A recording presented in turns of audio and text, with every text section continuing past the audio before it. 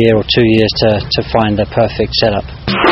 Scott will be here giving us his usual tips and advice, plus we'll have a special report on golf clubs for the little ones. But first, if you remember, a few months back we brought you a story on PowerPlay Golf. Well, the first national championship took place here at Hampton Court Palace, and we were on hand to check out how it's being received and get up to date with a few changes to the rules.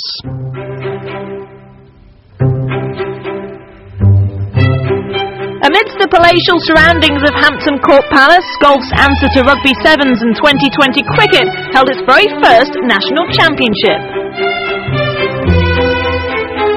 So what's the thinking behind the shortened version of the game? PowerPlay is here to offer an alternative way of playing golf, one which reflects the modern lifestyle. So it's played over a shorter period of time, but in addition to that it's spunkier and a little bit more zany and perhaps more in keeping with the way the world has evolved, if you like. Played over 9 holes, PowerPlay Golf adopts a risk and reward approach, with 2 flags on the green, the black being in the trickiest position.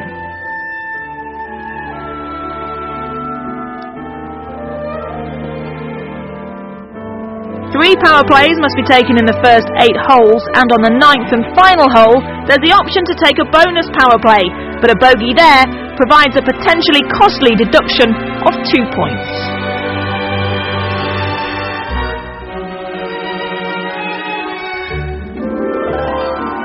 And the incentive of taking a power play, double the points.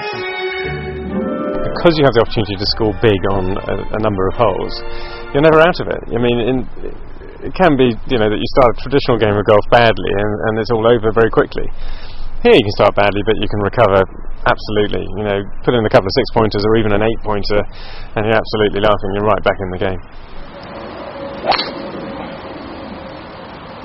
This national final brings together 48 competitors with varying handicaps from around the country, who all qualified through their club events.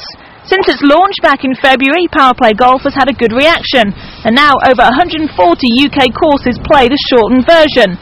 It's a format that golfers can use to hone their course management skills and improve general play. I think over a period of time it will teach them about shot making capabilities, where we put the flag positions on the greens, easy flag position, difficult flag position. They find when they go out and play, when they're going to play a power play, if they feel as though it's a pin position they can attack within their capabilities, they'll attack it. So it teaches them about shot making, when to go for an easy flag, when to go for a tough flag. You really have to think your way around, especially a new course. You've got to just play safe when you need to, and have a go where you can, and if you're dropping back you're going to have to step up the play a bit and really have a go at some of the flags. So which way do you go? Play the percentages or go for the big points? The rules are easy, so why not make yourself a straightforward game plan too? All I think is you just got to hit it straight in the fairway and just find the greens and putt well and play well, and you do well really, I think. And we'll be back at Hampton Court Palace later in the programme, but first here's Scott to help you get prepared for some winter golf.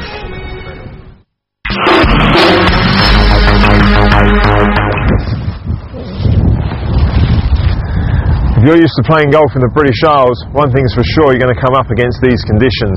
A howling wind straight into you on a par 3 with a small green. Sounds terrifying, but with a few key things to learn, you'll be able to get control of the golf ball. First off, take one more club than you would normally use. So for me, this shot's normally a 6-iron, so I've taken out a 5-iron. Secondly, you then come down the handle of the golf club. The reason for doing that is it allows you to control the swing and make the swing slightly shorter. The shorter swing will keep the golf ball lower under the wind and give you the result you're looking for. Secondly, from there, come and set up to the golf ball and get the ball positioned correctly. Now, most people think about positioning their ball relative to their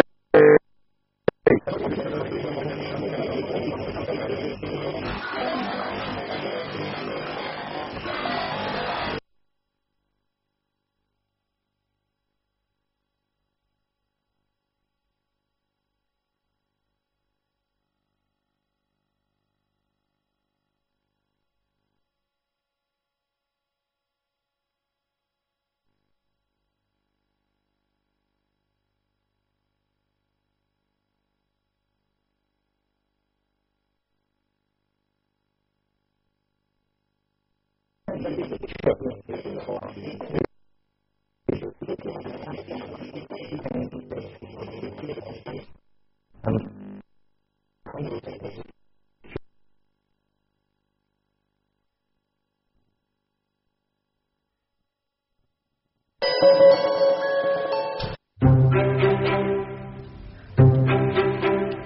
back at Hampton Court Palace to see who'll become the inaugural National PowerPlay Champion, and the 48 competitors are all hungry for success.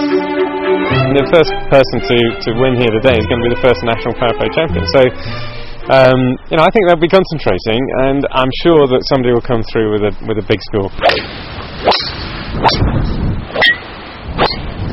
Yeah, good try. On a blustery afternoon, the conditions were giving some players the blues. But in this format, it's all about weighing up your chances and making the most of those power plays once you have decided where to take them. And once you've made up your mind, there's no turning back. Hopefully get a shot here. So I don't know now I'm here.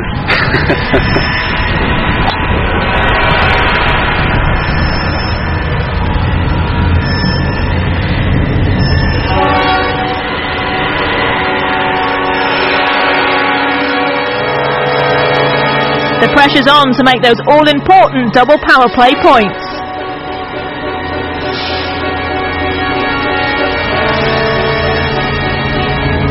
There's no escaping it.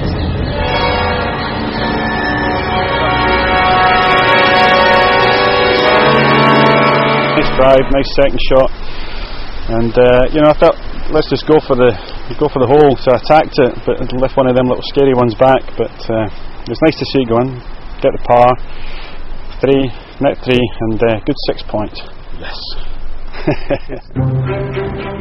Currently 42 countries around the world are looking to introduce the game at a national level, and you can even qualify for a world ranking.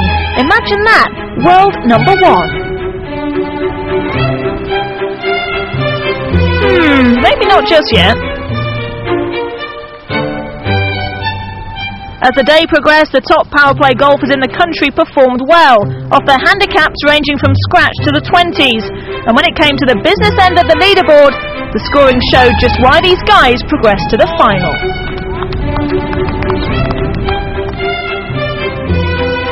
Sean Lockyer here led on 30 points with half the field still to finish.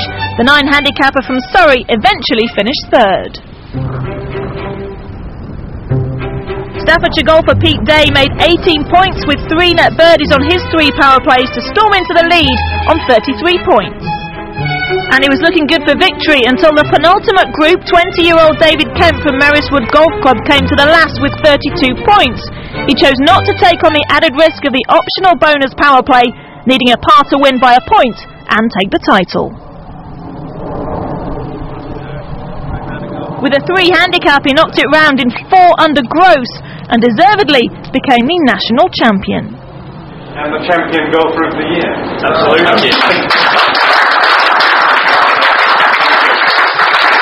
It went like a dream, really. I mean, I started off with a bogey first hole. I just wasn't used to the speed of the greens, and just got better and better. I had 4 birdies in a row from there. Had a late birdie on 8 as well, just to throw one in, and yeah, just a really good day. Played really well. With an incredible 20 points from his mandatory power plays, the new champion showed how PowerPlay Golf is proving a massive hit amongst its devotees.